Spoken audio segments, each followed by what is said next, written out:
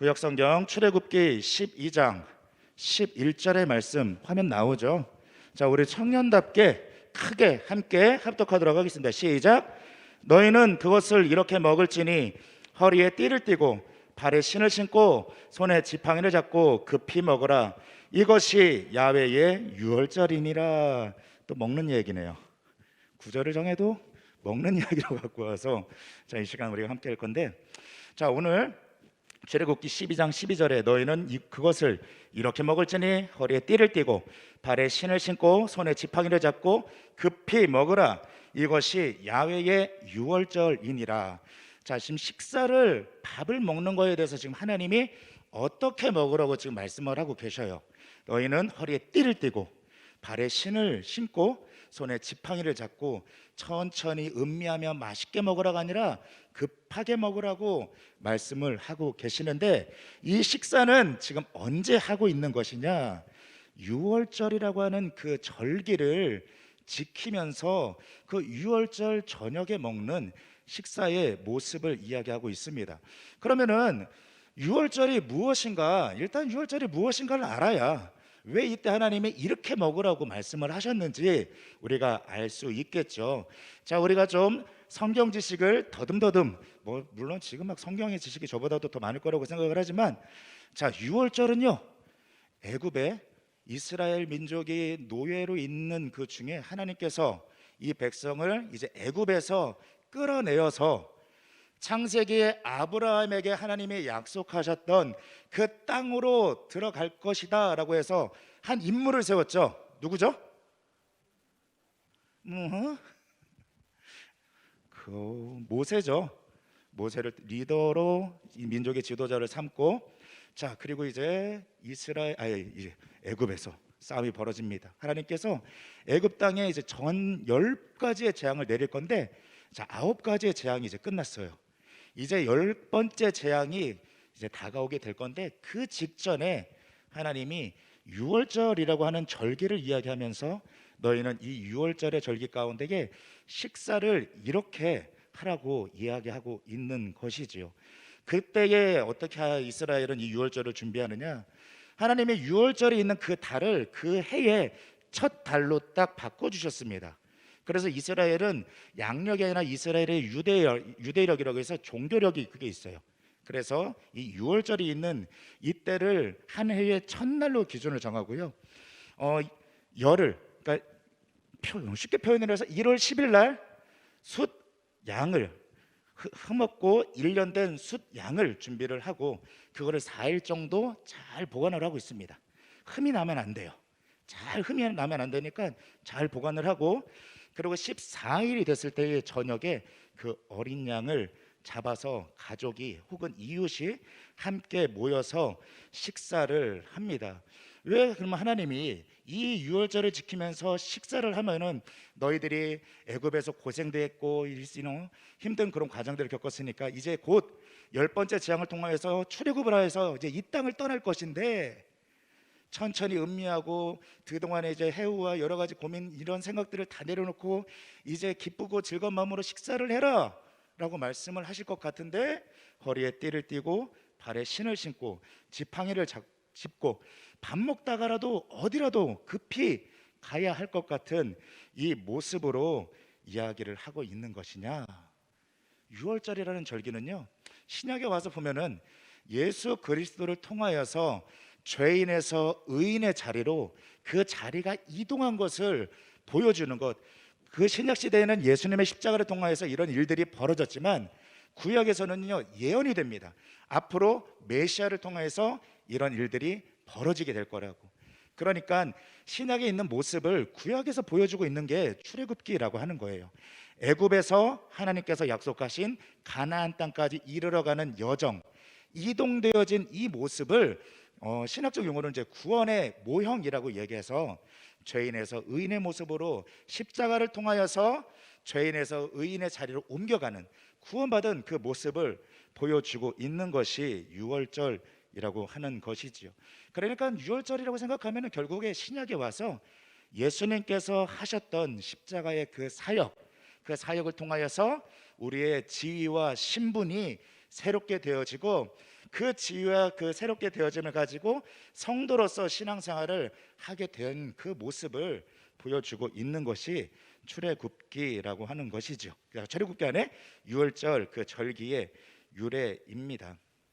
이동이라고 이야기를 했잖아요.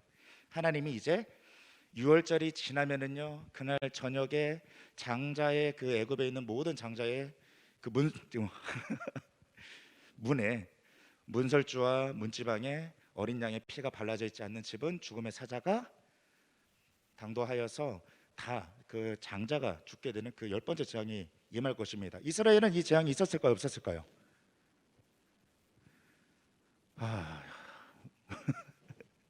없었죠. 유월절을 지키면서 어린 양을 잡아서 그 피를 좌우 인방과 문설주에 발랐기 때문에 패스오버 넘어갔다라고 하는 유월절 그 절기 가운데에 이스라엘은 피해를 받지 않고 애굽에 거주하는 모든 가정에, 애굽의 가정의 모든 장자들은 죽음을 맞게 됐습니다. 그러니까 출애굽기 시작이 어떻게 시작되는지 우리 알고 있죠. 이스라엘의 모든 남아들을 나일강에 던져서 죽이라고 바로가 명령을 했는데, 이 하나님의 계획과 역사를 통하여서 이스라엘 가운데에 이스라엘의 장자가 죽는 것이 아니라 도리어 반대로 애굽의 장자들이 죽는 열 번째 재앙이 임하고요. 그 다음 날 바로가 두 손을 들죠. 그리고 너희는 이 땅을 떠나라고 이야기하는 것입니다. 자, 제가 지금 저도 장황하게 설명을 했는데 하나만 기억하죠. 구원은 이동한다라는 거, 애굽에서 가나안 땅으로 이동하는 것. 자, 이동하기 직전에 식사를 하라고 했는데 유월절 식사에 띠를 띠고 신을 신고 지팡이를 잡고 급하게 먹으라고 이야기를 하고 있어요. 그러면은 하나님이 이 식사를 통하여서 이스라엘 백성에게 가르쳐 주고 싶었던 것은 무엇일까요? 어떠한 메시지가 있었으니까, 하나님의 어떠한 뜻이 있었기 때문에 그 이스라엘 백성에게 이렇게 식사를 하라고 말씀하셨겠지요. 조금 미래에 있는 시간을 조금 더 이렇게 앞으로 당겨서 이야기해 볼까요? 6월절 저녁이 지나고 장자들이 다 죽고 나서, 애굽에서 죽고 나서 바로가 출애굽하라고 얘기한 이후에 출애굽하게 됩니다. 근데 그 상황이 어떠하였는지를 출애굽기는 기록을 하고 있어요. 이웃에서, 애굽에 있는 그 이웃에서 금은 패물들을 다 이스라엘 백성이 모읍니다. 그러니까 애굽의 입장에서는 너희들 빨리 나가라는, 정말 이 땅에서 너네 있지 말고 너희들 꼴도 보기 싫으니까 이거 가지고 다 떠나라고 이야기를 해요. 그렇게 은금과 패물을 모으고 430년 동안 애굽에서 노예였는데 이제는 해방이 되었습니다. 그것도 하나님의 역사를 통하여서 이스라엘 백성이 그 땅에서 출애굽하게 되니까 얼마나 기세등등했겠어요. 기세등등했죠. 그냥 나가는 것도 아니잖아요. 즉 은금과 패물을, 노예의 입장으로, 노예의 신분으로 있다가 이제는 하나님의 선택받은 백성이 되어서 이 땅을 떠나면서 이 많은 것들을 가지고 나아가게 됐습니다. 또 어디로 가요? 하나님께서 우리 조상인 아브라함에게 말씀하셨던 가나안 땅을 바라보면서 나아가게 되는 그 모습을 보니까 이스라엘이 그 얼마나 자존감과 이런 것들에서 얼마나 막 이렇게 됐겠어요. 기분이 좋고. 그런 상황에서 하나님이 바로 이스라엘 백성을 그 땅에서 끌어내어서 하나님이 약속하셨던 애굽 땅, 가나안 땅으로 바로 들어가셨느냐? 그 땅에 들어가는데 몇 년에 걸렸을까요? 40년. 고마워요. 지금 대답해 준 친구. 40년이 걸렸습니다. 우리 출애굽기 13장 17절에 한번 말씀 볼까요? 출애굽기 13장 17절입니다. 나오죠? 함께 봉독합니다. 바로가 백성을 보낸 후에 블레셋 사람의 땅의 길은 가까울지라도 하나님이 그들을 그 길로 인도하지 아니하셨으니 이는 하나님이 말씀하시기를 이 백성이 전쟁을 하게 되면 마음을 돌이켜 애굽으로 돌아갈까 하였습니다. 지금 이제 출애굽하는 그 과정에서 이스라엘 백성의 기분이, 그 다음에 자존감이 뿜뿜해갖고 좀 막 그런 상황인데, 실제로 지금 이스라엘이 어떤 상황이냐면요, 하나님이 바로 이 백성을 끌고 가나안 땅으로 이끌어 가시지 않는다라고 하는 거예요. 그 이유가 뭐냐? 우리가 말씀을 읽은 대로 블레셋 사람의 길은 가까울지라도 애굽에서요, 이 블레셋 사람의 땅이라고 하는 이 지형을 직선으로 찔러서 가면은요, 그 거리는 넉넉 잡고 보통 2주, 아무리 넉넉 잡게 잡고 그 길을 걸어도 40일이면 도착할 수 있는 거리였습니다. 그런데 왜 하나님이 그 길로 인도하지 않으셨냐? 이 이스라엘 백성이 광야 가운데 나와서 혹시라도 다른 민족과 전쟁이라도 하게 되면은 가나안 땅으로 계속해서 가겠다라는 의지가 아니라 우리 애굽으로 돌아갈래. 우리는 여기서 전쟁을 할 수 없어. 그러니까 우리는 알고 있잖아요. 광야에서 이스라엘 백성이 하나님 앞에 끊임없이 원망하고 불순종하고 이런 모습들을 보는 것을 보면은 왜 그러냐냐? 이스라엘 백성은요, 지금 상태가 수준이 딱 이만큼이라고 하는 거예요. 전쟁이라도 작은 전쟁이라도 벌어지면은 그것을 뚫고 이기면서 나가는 것이 아니라 되돌아서 바로 애굽으로 돌아가려고 하는 그 습성이 이스라엘 안에 있었다라고 하는 것입니다. 하나님의 뜻은요, 이 이스라엘 백성을 데리고 가나안 땅으로 이끌고 가실 거예요. 그런데 하나님의 백성으로서 이스라엘은 준비가 되어져 있지 않았습니다. 준비가 되어져 있지 않았기 때문에 작은 전쟁 하나, 작은 문제 하나만 생기면은 바로 후퇴할 수 있는 그런 상황이었기 때문에 하나님은요, 광야에서 이 이스라엘 백성을 훈련시키시기로 작정을 하셨어요. 그래서 그 걸음 가운데에 하나님이 무엇을 하셨냐? 끊임없이 훈련을 시키시죠. 훈련을 하셔서 무엇을 만드실까요? 하나님의 백성답게 살아갈 수 있는, 이 하나님의 백성이라고 하는 지위에 맞는 능력을 갖춘 하나님의 백성을 만들겠다라는 계획하에 하나님께서 이제 그들을 애굽 땅에서 데리고 광야로 나아가십니다. 그 계획 가운데에 어떻게 보면 그 유월절 식사에 하나님이 뭔가 힌트를 주시는 것 같아요. 너희는 허리에 띠를 띠고 지팡이를 잡고 신을 신고 급하게 이것을 먹으라.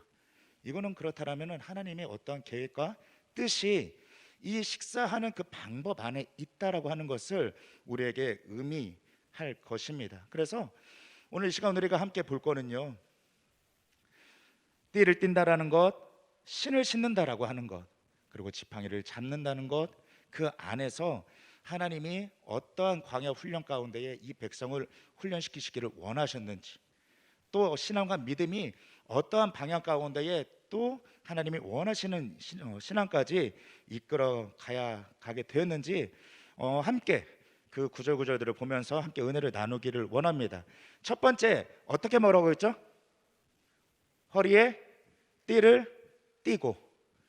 허리에 띠를 띈다라고 하는 것은요, 성경을 읽다 보면은 뭐 허리를 띠고 허리를 동이고, 자, 이런 표현이 나오는 건요, 어떠한 마음의 준비나 앞으로 일어날 일들에 대해서 그 각오, 마음가짐, 이런 것들을 드러내고 있습니다. 그러니까 허리에 띠를 띈다라고 하는 건 이제 광야로 갈 거야. 광야로 갈 건데 너의 마음이 흔들리지 않고 계속해서 하나님께 붙잡혀 있는 마음을 지키는 훈련을 이스라엘 백성에게 하겠다라고 지금 하나님이 말씀하시는 거예요. 이스라엘의 역사를 보면은요, 늘 고질적인 병이 하나가 있습니다. 그것이 무엇인가 하니 두 마음을 품는다라고 하는 병이 있었어요. 그러니까 하나의 시선으로는 하나님을 바라보고, 마스크 벗어도 되죠? 아닌가? 그냥 하죠. 뒤에서 벗어도 된대요. 죄송해요, 여기 조명이 뜨거워서.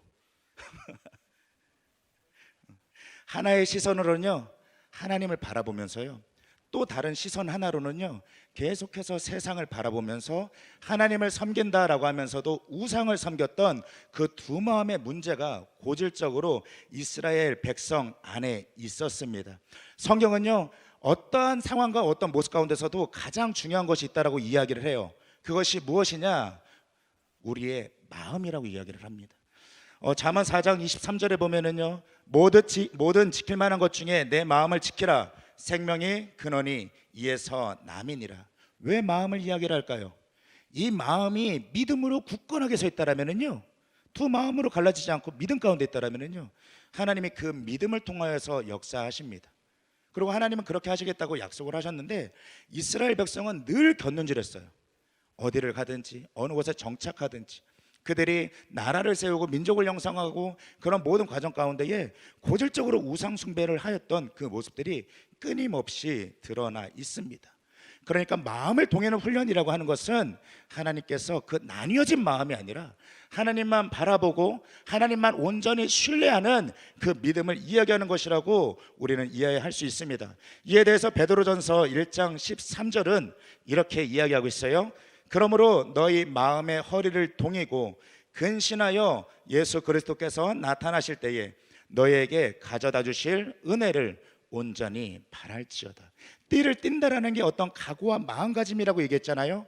그런데 베드로전서 1장 13절은 어디에 띠를 띠라고 이야기하나요?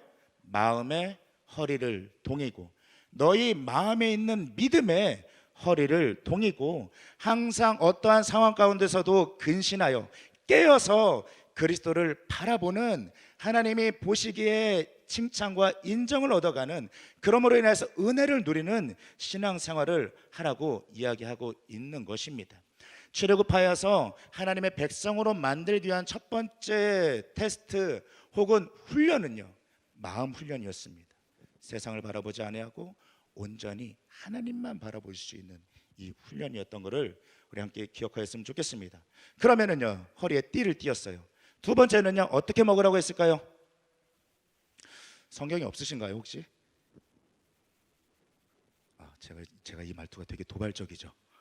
싸우자는 것도 아니고. 혹시 자, 우리 핸드폰에 어플 있을 거예요. 이 시간에 어플, 성경 어플 펴고 우리 출애굽기 12장 11절의 말씀을 보면서 설교를 들으시면은 더 유익할 겁니다. 자, 띠를 뗀 이후에는 두 번째 신을 신고라고 되어져 있어요. 성경에 신을 벗는다라고 하는 의미는요, 이제 하나님 앞에서는 거룩한 의미도 있죠. 하나님께서 거룩한 곳에 설 때에 내 발에 신을 벗으라, 이곳은 거룩한 곳이다라고 하는 것. 그러니까 내 안에 더러움들과 이런 것들을 내려놓고 나의 어떠함을 하나님 앞에 온전히 내려놓고 하나님을 경외한다는 표현이 신을 벗는다, 내가 신을 벗고 하나님 앞에 선다라는 의미가 있는데요, 타인에 의해서 내 신이 벗겨진다라는 것은 어떤 의미인 줄 아세요? 굴욕적이고요, 수치스러운 그러한 상태와 모습을 이야기하고 있어요. 그러니까 어떤 것이냐, 다른 나라와 전쟁을 해서 우리나라가 졌어요. 그러면 포로로 끌려가잖아요. 신발이 벗겨집니다. 신발을 벗겨서 맨발로 발에 묶여서 내 의지가 아니라 끌려서 가는 그 모습을, 신발이 벗어지는 건 맨발이 되었다라고 하는 표현을 성경에서는 많이 하고 있어요. 이스라엘 백성은 지금 애굽에서 노예 생활을 하고 있잖아요. 그것도 430년 동안의 노예 생활을 한 이후에 신발을, 그 여기에서 딱 보여지는 그 신을 신고라는 그런 의미는 하나님께서 노예가 되었던 너희 발에 벗겨졌던 그 신이 아니라 이제는 신을 신고 그 걸음걸음을 인도하시겠다라고 하는 거예요. 그러면 그 걸음걸음을 인도하시겠다는 것은 무엇을 의미합니까? 하나님께서 그 걸음을 주장하여 주실 것이다.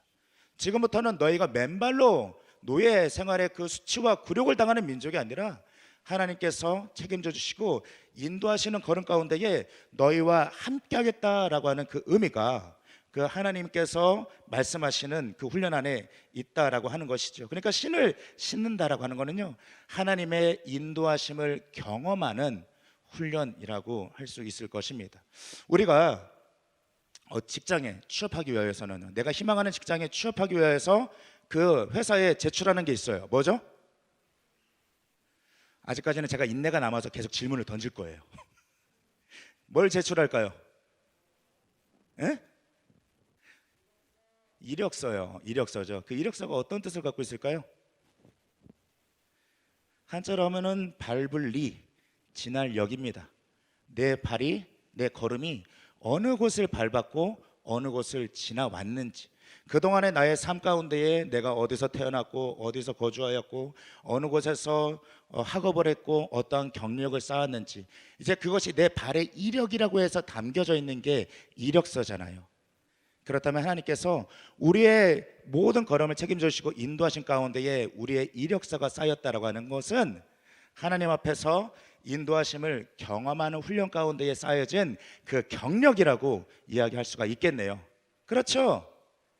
여러분이 인정하지 않건 저는 끝까지 밀고 나갈 거니까. 제 말이 계속해서 지금 오늘 도발적이에요. 오늘 담임 목사님 설교가 화내지 말고, 거의 이게 이 주제였는데 화내고 있는 거 아니에요. 자, 이렇게 하나님께서 띠를 띈 이후에, 마음을 정한 이후에 두 번째, 신을 신고 이제 하나님께서 이끄시고 인도하실 것이라고 이 백성에게 이야기하고 계십니다. 그리고 마지막 세 번째는 뭘까요? 지팡이를 잡고.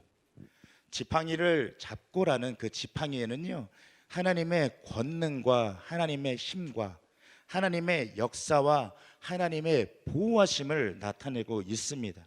그러니까 우리가 잘 아는 시편 23편 4절의 말씀 보면, 내가 사망의 음침한 골짜기로 다닐지라도 해를 두려워하지 않을 것은 주께서 나와 함께 하심이라.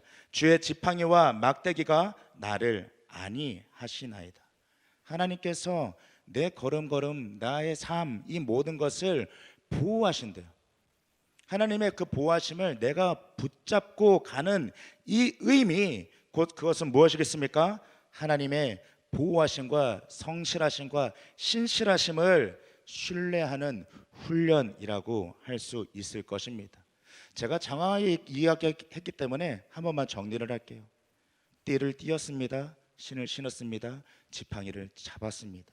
마음을 하나님 앞에 정하는 훈련을 하나님께서 계획하셨고요. 신을 신는다는 거, 하나님께서 인도하신 가운데 내가 그 걸음을 따라가겠다라고 하는 순종의 훈련이 이 하나님의 그 광야 훈련 가운데에 있습니다. 지팡이를 잡았다라고 하는 것은 광야 가운데에 나아갈 때, 광야는 무조건 결핍이에요. 아무것도 없어요. 나를 죽이고 나를 올가매고 나를 죽게 만든 것 같은 그 상황 가운데에 내가 너를 보호하고 너희와 함께 하겠다라고 하는 하나님의 보호하심. 그러니까 너희는 다른 것을 하지 않으면 돼. 나를 신뢰하고 내가 인도하는 대로 너희 마음 흔들리지 아니하고 이 길을 걸어간다라면은 이 훈련을 통해서 너희는 내 백성이 되고 내가 예비하였던, 내가 계획하였던 이 모든 것을 너희에게 다 허락할 거야 라는 의미가 이 식사 안에, 어찌 보면 이 식사 안에 미리 하나님께서 보여주고 있는 것이죠. 그래서 신명기 8장 2절은 이렇게 얘기합니다. 내 하나님 야훼께서 이 40년 동안에 내게 광야길을 걷게 하신 것을 기억하라. 이는 너를 낮추시며 너를 시험하사 내 마음이 어떠한지 그 명령을 지키는지 지키지 않는지 알려 하심이라. 아멘. 이스라엘 백성을 데리고 지금 하나님이 가고자 하는 곳이 있어요. 어디였죠? 가나안 땅이라고 약속되어진 땅. 그곳으로 이 이스라엘 백성을 데리고 가고 싶어 하시는데 그냥 갈 수는 없어요. 왜 그러냐? 가나안 땅에는요, 젖과 꿀이 흐른다라고 이야기하지만 그것은요, 하나님을 대적하는 죄악의 문화가 가득한 곳이었습니다. 하나님이 창조하신 이 세상 가운데서 하나님이 세상하고 비교되는 자리가 그 가나안 땅이었어요. 하나님의 이름이 높임을 받는 것이 아니라, 하나님은 무슨, 우리가 섬기는 우상이 진짜 신이고 하나님은 가짜야라고 하는 그 땅 가운데에 하나님께서 이스라엘 백성을 데리고 가시려고 하시는 것이죠. 그러니까 나오자마자 전쟁 치르면 뒤로 후퇴해서 애굽으로 돌아갈래, 이런 신앙으로는 이 가나안 땅에 데려갈 수가 없는 거예요. 그렇기 때문에 훈련, 띠를 띠는, 마음을 정하는, 신을 신는, 인도함을 받는, 지팡이를 잡는, 하나님을 신뢰하고 의뢰하는 이 훈련이 반드시 필요했다라는 것입니다. 하나님은요, 이스라엘 백성이 어떤 모습 가운데 있을지, 어떤 모습으로 있을지라도 하나님은 자신의 일을 하십니다. 자신의 역사를 이루어 가시고 그 뜻을 열매 맺게 하시는 게 하나님이십니다. 그 뜻을 이제 이스라엘 백성에게 주시는 거예요. 이스라엘 백성은요, 광야를 통과하고 하나님께서 약속하신, 하나님을 대적하는 그 땅 가운데에 정착하면서 하나님의 백성으로서 구별되어진 모습 가운데 살아가면서 그 땅에서 하나님이 공급하시는 것, 채우시는 것, 원하시는 것을 이루어가면서 시간이 흘러서 그 이후에 그 이스라엘 민족을 통하여서 메시아가 오실 것이고, 메시아를 통해서 인류권을 이루시기 원하셨던 하나님의 뜻이 이루어지게 하는 것, 이스라엘은 거기까지만 하면 되는 거였어요. 그렇기 때문에 하나님이 끝끝내 계속해서 이스라엘을 훈련시키시길 원하셔서 광야로 끌고 가신 것이죠. 그런데 그 과정 가운데 여러분, 정말 중요한 게 하나가 있습니다. 출애굽기에서 이것 빼면 안 돼요. 그게 무엇이냐? 시내산에서 하나님과 이스라엘 백성이 언약을 맺은 거예요. 이 언약이 무엇이냐? 나는 너희의 하나님이 되고 너희는 내 백성이 되리라. 너희가 나를 하나님으로 인정하고 나를 바라보면서 내가 이렇게 훈련하는 과정 가운데 다 나오고 내가 원하는 뜻을 너희들이 이루어 간다라면은 나는 너희를 세계에서 이 온 열방 가운데서도 가장 뛰어난 민족이 되게 할 거예요. 들어가서도 복을 받고 나가서도 복을 받고 뛰어난 민족이 되어서 너희를 통하여서 내 이름이 높임을 받을 것이고 내가 참 신이고 내가 하나님이라는 것을 너희를 통해서 보여줄 거야. 너의 삶에 필요한 거, 너희가 내 백성으로 산다라면 내가 이른 비와 늦은 비를 공급하는 것처럼 너희의 삶 가운데 공급할 거고 너희들이 궁핍하지 않을 거고 어떠한 모습 가운데서도 그 풍성함과 부유함, 신명기에 기록된 이 모든 것을 누려가게 할 거야라 라고 말씀을 하시는 거죠. 그러면서 맺으신 언약이 그거였어요. 나는 너희의 하나님이 될게, 너희는 내 백성이 돼. 그리고 사명을 가지고 그 땅 가운데에 내가 비교되어지는 그 땅 가운데서 거룩한 백성으로 살아봐. 그렇다면 나는 너희를 높여줄 거야. 그것을 그냥 받기만 하고 유지하지 못해서 쉽게 잃어버리고 놓쳐버리지 않기 위해서 반드시 훈련을 하셔야 했을 것이고요. 또 이스라엘 백성은 그 과정들 가운데에 이렇게 훈련이 되어야 했습니다. 근데 우리가 알고 있는 것처럼 이스라엘 백성은 늘 실패해요. 아까 얘기했던 고질적인 병, 두 마음, 하나님과 세상을 비교합니다. 하나님을 사랑한다라고 하면서도 세상을 똑같이 사랑했어요. 하나님을 안다고 하면서도 하나님을 사랑한다라고 하면서도 끝끝내 우상 숭배를 하였던 민족이 이스라엘 백성이었습니다. 그러면은 띠를 띠는 훈련, 신을 신는 훈련, 지팡이를 짚는 이 훈련, 이 모든 과정을 통틀어서 하나의 훈련이라고 얘기한다면은 우리는 어떤 훈련이라고 이야기할 수 있을까요? 저는 믿음의 훈련이라고 할 수 있을 것 같아요. 띠를 띠는 것, 신을 신는 것, 하나님을 신뢰하는 또 보호하신 가운데 있는 그 지팡이를 잡는 이 모든 것이 믿음이겠죠. 하나님이 이 광야 훈련을 통하여서 이스라엘 백성들에게 가르쳐 주고 싶으셨던 것은 그냥 믿음이었어요. 세상 가운데서도 온전히 하나님만 바라보고 붙잡고 살아갈 수 있는 그 믿음 하나. 오늘날 우리에게 동일하게 이야기합니다.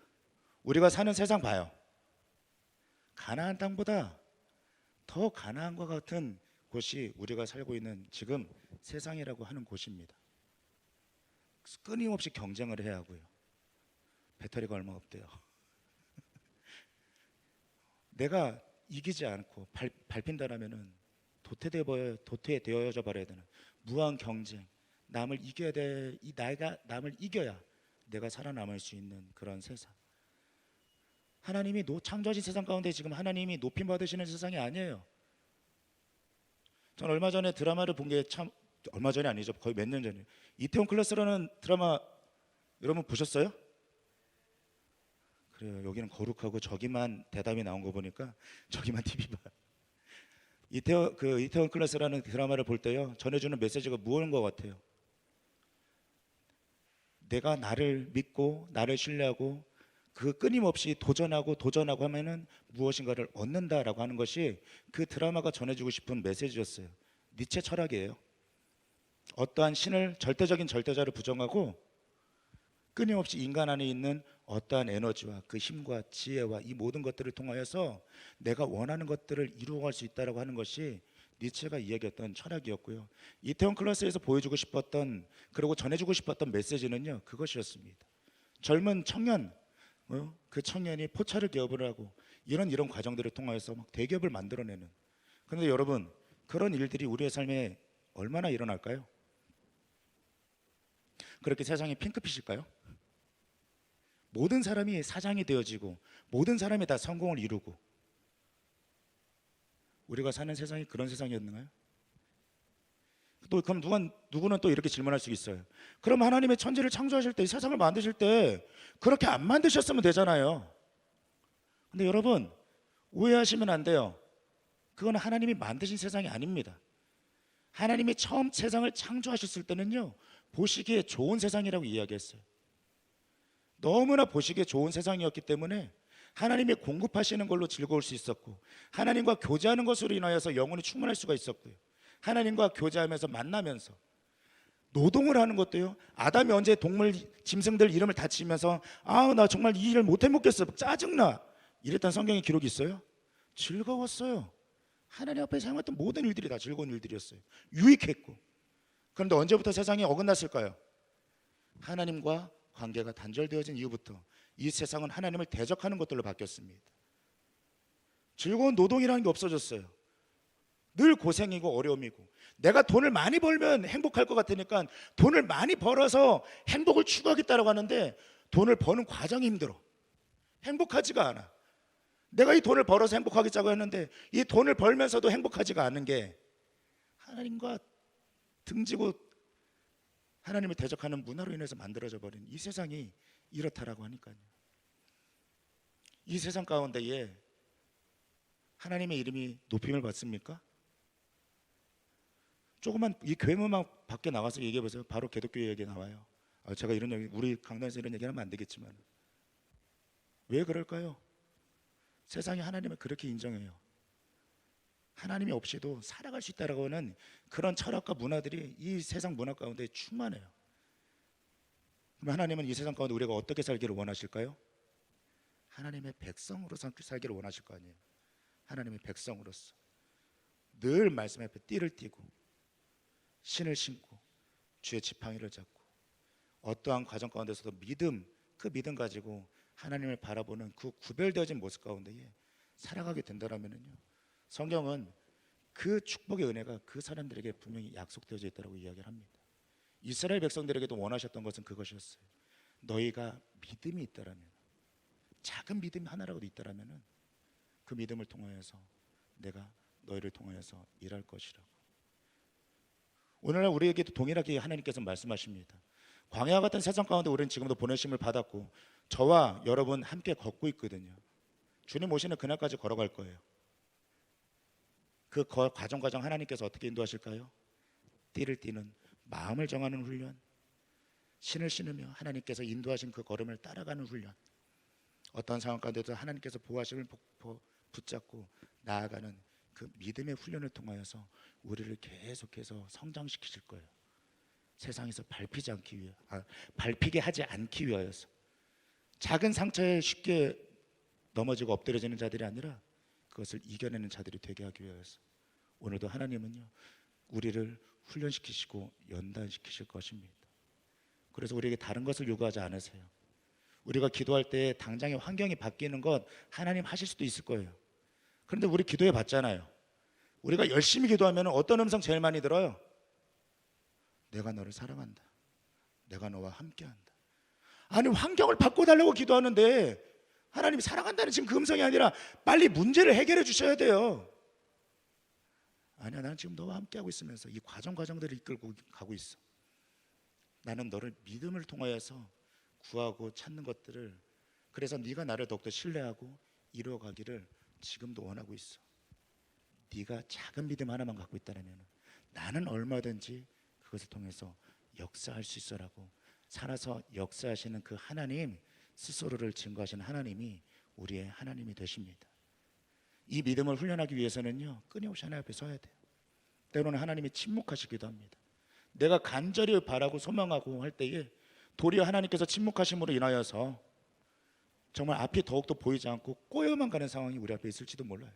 하지만 그때는 정직하게 하나님 앞에 훈련받고 있다는 것을 인정할 수밖에 없을 거예요.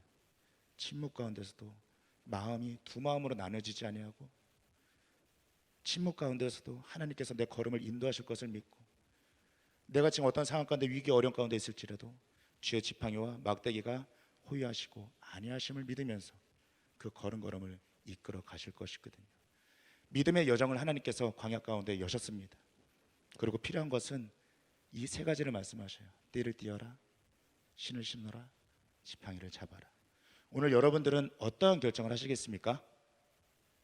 세상을 끊임없이 지금도 바라보면서 견눈질하면서 하나님을 사랑한다라고 하면서 세상을 똑같이 사랑하시겠습니까? 아니면 내 마음을 정해서 하나님께 드리면서 하나님께서 이끄시고 인도하시는 그 방법을 보시겠습니까? 하나님이 우리에게 소망을 두신다라면요, 믿음으로 이기는 우리 한 사람 한 사람을 통하여서 우리에게 소망을 두실 것입니다. 이러한 소망 가운데에 날마다 믿음의 성장을 이루어 가시고 더욱더 커져 가시는 큰 사람이 되어져 가시는 믿음의 거부가 되시기를 예수님의 이름으로 부탁드립니다. 부탁드립니다. 우리 이 시간 찬양하고 기도할 것인데요.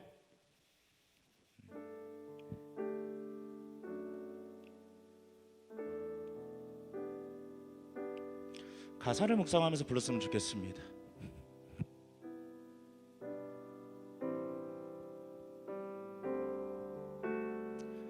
어두운 침묵 속에서도 어두운 침묵 속에서도 난 믿네.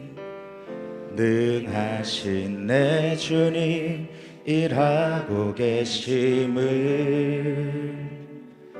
보이지 않아도 들리지 않아도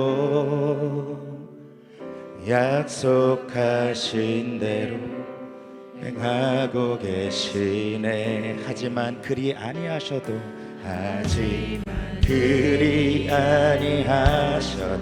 믿네. 선하신 내 주님 나 사랑하심을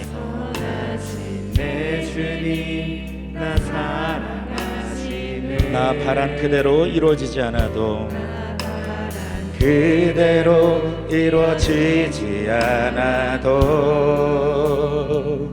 깊으신 뜻대로 예비해 두셨네. 믿음에 믿음을 더하여 주님의 크신 손 붙들리 주 사랑합니다. 마침내 주 얼굴 볼 때에 그 품에 가득 난 길이 나들을 고백은 주 사랑합니다. 주 사랑합니다. 주 사랑합니다. 우리 처음부터 한 번 더 고백해 볼까요? 어두운 침묵 속에서도 어두운 침묵 속에서도 난 믿네. 능하신 내 주님 일하고 계심을 보이지 않아도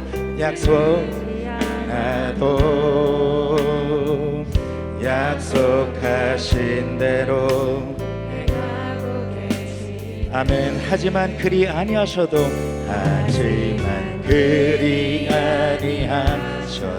믿네. 선하신 내 주님 나 사랑하심을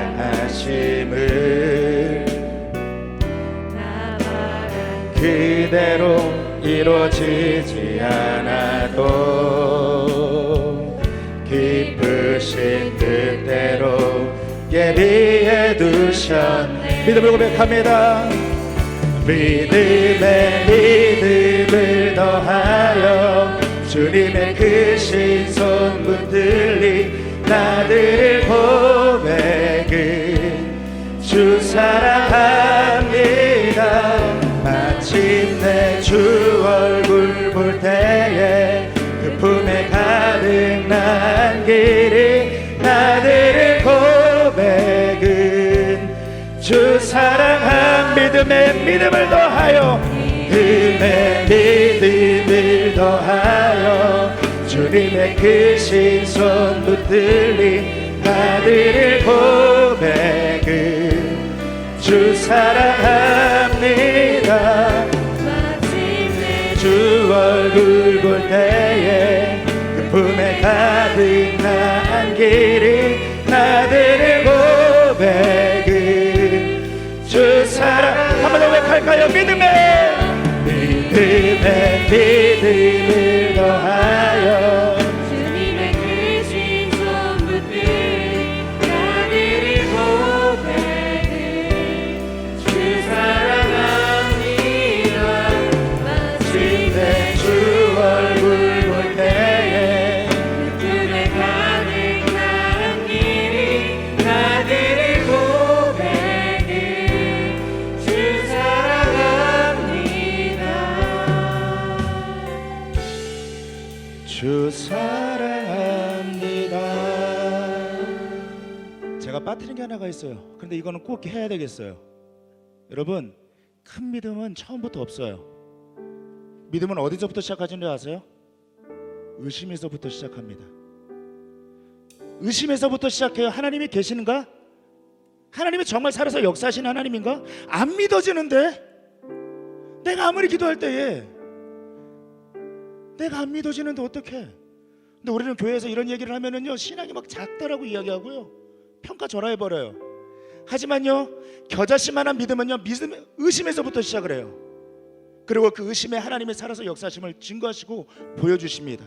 우리가 이 시간 기도할 때요, 내 믿음에 믿음을 더해달라고 이런 기도도 좋지만요, 하나님 나 안 믿겨져요, 하나님 정말 나 바라는데 하나님 살아서 역사하신다라면은 지금 내 마음 가운데 함께 해주세요.